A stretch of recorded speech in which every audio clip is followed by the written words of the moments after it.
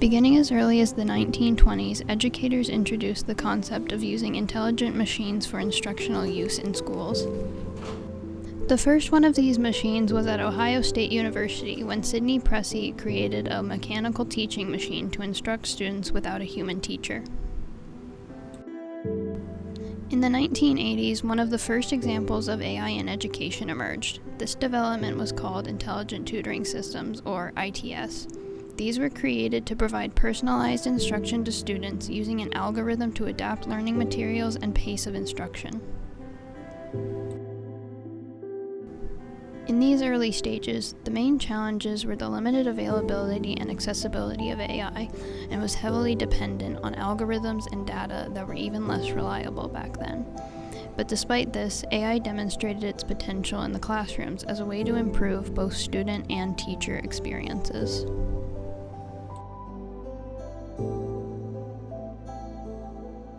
I'm pro AI for all the things that it helps us get done quicker, but I'm anti-AI as a teaching or learning tool, especially when students can use it to substitute for their own hard work.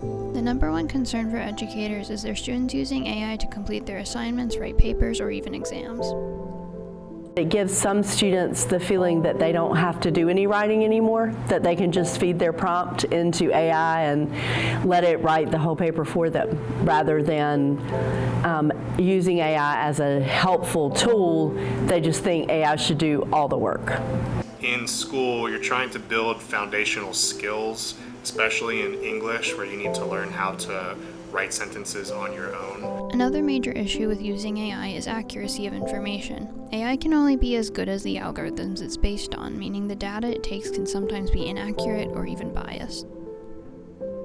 AI can also reduce the overall student-to-teacher interactions and relationships, negatively impacting students' social skills and interpersonal development. However, AI does have some positives. Some programs can aid teachers in administrative tasks such as grading, scheduling, communicating with parents, and managing student records. As well, it can be a useful tool for educators to help tailor the content they are teaching to individual students' needs and learning styles. It can help create lessons, activities, assignments, discussion prompts, and presentations. In my speech elective, we sometimes just want to focus on the skills behind public speaking and not have to worry about writing speeches. And so we'll ask ChatGPT to write something short for us so that we can practice volume and eye contact and vocal variation. AI can also benefit students directly. It can make hard to understand concepts more concise and easy to follow, and offer feedback on the work they have done. I use AI sometimes to help with work or make my essays more professional. AI can offer detailed feedback on student work, helping them understand their strengths and weaknesses. This has also helped teachers understand which areas their students need the most help in. For example, not everyone can afford tutors to proofread their essays. With AI and ChatGPT and other programs like it, you can now have every student proofread their papers, regardless of the financial situation they may have. I think in the future we need to teach students how to use AI to help them, but not to do the work for them. It should be like another tool in your toolbox that helps you become a better writer and a better thinker, but don't necessarily count on it to do the assignment for you.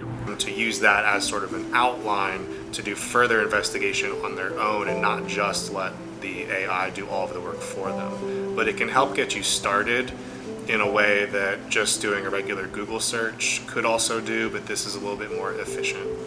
I think AI has the potential to revolutionize education. However, my biggest concern is the unintended consequences of over-reliance on AI. Today, AI technology can be found everywhere in schools, and it's constantly changing education, though it's not completely certain how schools will choose to adapt to these changes in the future.